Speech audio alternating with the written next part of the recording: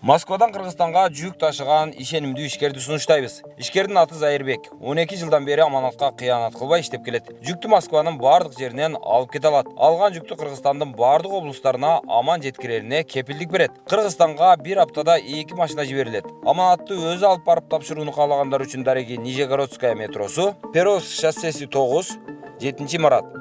Телефону +7 926 788 70 70. Жүктөрдүн баасы көлөмүнө жараша 500 рубльдан өйдө. Президент Садыр Жапаров Кыргыз Республикасынын эмгек сиңирген артисти Азиз Мурадилаевдин операциясы үчүн $42,000 берди. Бул тууралуу Асоль Молдокматова жазып чыкты. Маалыматка караганда аталган сумманы ооруканага актёрдун жубайынын колуна тапшырып кетишкен. Мурадилаевдин операциясына акча чогултуу аяктады. Буга чейин операцияга $45,000 керек экендиги, бир түндө $3,000 ашык акча чогултулганы маалымдалган. Булак Серепкежи. Уважаемый Садыр Нургожоевич, хочу вас искренне поблагодарить.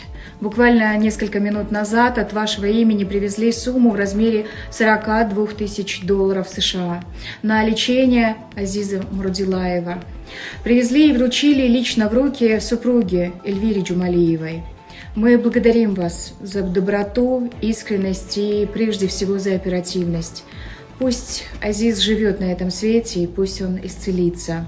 Завтра мы проведем пресс-конференцию и поблагодарим народ Кыргызстана тоже за участие в акции добра спасения Азиза Мурадилаева. Всем огромное спасибо. Сбор. Туркияда көп кабаттуу үйдө жарылуу болду. Жаракат алгандар бар. Туркиянын түштүк чыгышындагы Шанлы Урфа шаарынын Акчакали районунда турак үйдүн 1-кабатында жарылуу болуп, 6 адам жабыркады. Алардын жаракаттары өмүргө коркунуч туудурбайт. Бул тууралуу Сабак жазды. Райондук администрациядан билдиришкендей, жарылуу жылытуу казанынан улам болгон. Учурда тергөө иштери уланууда. Маалыматтарга караганда жарылуу турак үйдүн 1-кабатында жайгашкан зергер дүкөнүндө болгон. Жабыркагандар дүкөндүн үстүндөгү батирде болгон 6 адам. Алар ооруканага жеткирилген. Окуядан улам коңшулаш 3 дүкөн жабыркаган. Булак Серепкежи. Путин Бишкекке ээптин саммитине келет. Россия президенти Владимир Путин алдыдагы аптада Бишкекке Евразиялык экономикалык биримдиктин саммитине катышуу үчүн учуп келет.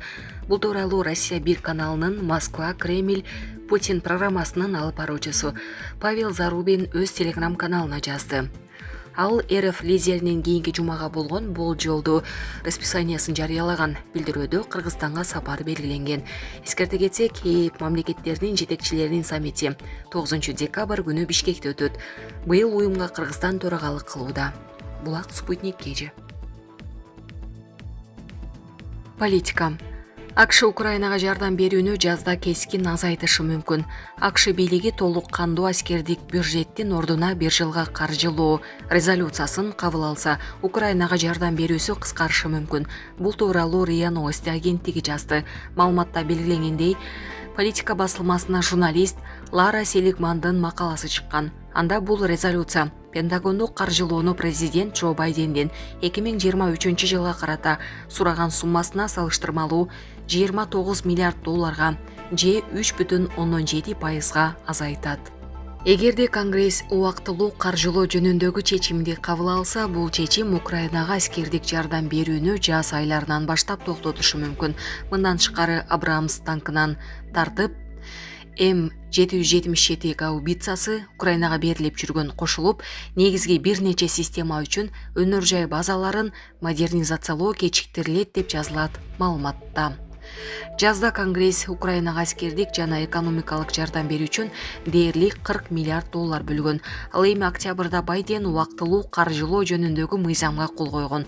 Анда дагы $12,4 миллиард Киев үчүн деп көрсөтүлгөн. Россия 24 февралда Украинада аскердик атайын операция жүргүзгөн. Буга байланыштуу АКШ жана анын союздаштары $10 миллиард бөлүү менен Киевтик режимди куралдандырууда. Москва бир нече жолу батыштын курал жарак ташышы жаңжалдын узарышына гана алып келерин, ал эми курал алып келген ар бир транспорт Россия армиясынын мыйзамдуу бутасы болорун айтып келет. Булак Спутник Кежи.